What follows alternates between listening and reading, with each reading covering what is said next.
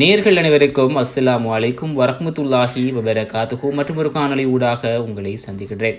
மது ஹராம் என்று சிறுவன் கூறிய வார்த்தையை வைத்து அல் குர்ஆன் ஓதி இஸ்லாத்தை குடும்பத்துடன் ஏற்றுக்கொண்ட மதுபான பார் உரிமையாளர். ஆஸ்திரேலியாவை சேர்ந்த பிலிஸ் விஸ்ட் என்ற மதுபான பார் உரிமையாளர் ரெட்லி குடும்பத்தினருடன் இணைந்து இஸ்லாத்தை தற்போது ஏற்றுக்கொண்டுள்ளார். மாஷா அல்லாஹ்.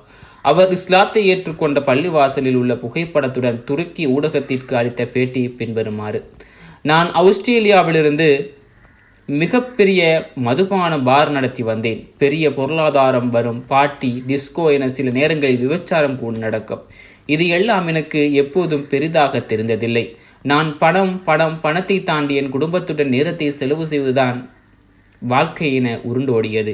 என் மனைவி மற்றும் 3 பெண் குழந்தைகள் தான் எனக்கு எல்லாம். அவர்கள் வாழ்க்கை குறித்து தான் அதிகம் சிந்திப்பேன். இந்த நேரத்தில் சில மாதங்களுக்கு முன்னர் ஆஸ்திரேலியா கிழக்கு பகுதியான ரிப் பகுதிக்கு சுற்றுலா சென்ற போது அங்கே என் பிள்ளைகளுடன் கடற்கரையில் விளையாடி கொண்டு என் மனைவி மற்றும் மூத்த மகளுடன் மது அருந்தியை நாங்கள் பொழுதுபோக்கிக் கொண்டிருந்தோம். இந்த நேரத்தில் பொருள் ஒன்று வாங்க கடற்கரை ஓரத்தில் உள்ள கடைக்கு சென்றேன். பிள்ளைகள் மனைவியும் விளையாடி கொண்டிருந்தனர். நான் மது அருந்தி இருந்ததால் கொஞ்சம் நிலை தடுமாறும் அளவுக்கு இருந்தது. அந்த கடையில் என் குழந்தைகளுக்கு பொருள் வாங்கி கொண்டிருக்கும் போது என்னுடன் பலர் அருகில் நின்றார்கள். ஒரு சிறுவன் கடைக்குள் வந்தான். என் பக்கத்தில் வந்து நின்றதும் நான் நிற்கும் நிலை பார்த்து என்னை மிகவும் கேவலமாக ஒரு பார்வை பார்த்துவிட்டு தள்ளிச் சென்றான். எனக்கு பெரிய மன வருத்தமாகிவிட்டது. பொருள் வாங்கியதை விட்டுவிட்டு அந்த சிறுவனிடத்தில் ஏன் என்னை இப்படி கேவலமாக பார்த்தாய் என கேட்டேன்.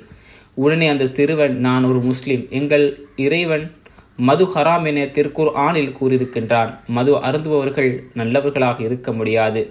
அதனால் உங்களிடத்திலிருந்து சற்று ஒதுங்கினேன் என கூறினான். 3 குழந்தைகளின் தந்தை நான். அந்த சிறுவன் நல்லவனாக இருக்க முடியாது என கூறுகின்றானே என கூறி அந்த இடத்தை விட்டு சென்று எங்களது அறைக்கு சென்றோம். அன்று இரவு எங்கள் ஊருக்கு செல்லாமல் அங்கே தங்கி இரவு எல்லாம் ஆன்லைனில் குர்ஆன் என் குடும்பத்துடன் படித்தேன். அதில் மட்டுமில்லாமல் மிகப்பெரிய வார்த்தைகள் இருந்தன. காலையில் விடியும் போது என் மனைவி, நான், என் மூத்த மகள் ஆலோசித்து இஸ்லாத்தை ஏற்றுக்கொள்வோம், அதுதான் சத்தியம் என முடிவு எடுத்து அருகிலேயே சில தெருக்கள் தள்ளி பள்ளிவாசல் ஒன்று இருப்பதை கண்டுபிடித்து அங்கே இருந்தவர்களிடத்தில் இஸ்லாத்தை ஏற்றுக்கொள்ள வேண்டும் என கூறினோம். அவர்கள் எங்கள் குடும்பத்தில் உள்ளவர்களுக்கு சத்திய கலிமாவை சொல்லிக் கொடுத்தார்கள். அப்போது புகைப்படத்தை எடுத்து வைத்து கொண்டேன். எங்கள் பகுதிக்கு வந்த முதல் வேலையாக மதுபான பாறை விற்று ஹலாலான தொழில் ஒன்றை துவங்கி சில வாரங்களாக இஸ்லாத்தை முழுமையாக படித்து இப்போதான் உலக வாழ்வு பற்றி அறிந்து கொண்டுள்ளோம் என பேட்டி கொடுத்துள்ளார். நபியே, மதுபானத்தையும் சூதாட்டத்தையும் பற்றி அவர்கள் உங்களிடம் கேட்கின்றனர். நீங்கள் கூறும் அவ்விரண்டிலும் பெரும் பாவம் இருக்கின்றது. மனிதர்களுக்கு அவற்றில் சில பலன்களும் உண்டு. ஆனால் அவ்விரண்டிலும்